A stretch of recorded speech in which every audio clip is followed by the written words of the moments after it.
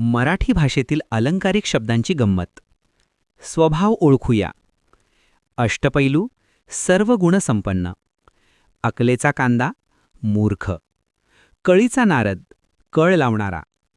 जन्मदग्नीचा अवतार, रागीट. कर्णाचा अवतार, उदार मनुष्य. घरकोंबडा, घराबाहेर न पडणारा. कुंभकर्ण, अतिशय झोपाळू. देवमाणूस, चांगला सज्जन. बोके संन्यासी, ढोंगी मनुष्य. दुर्मिळ आणि काल्पनिक गोष्टी.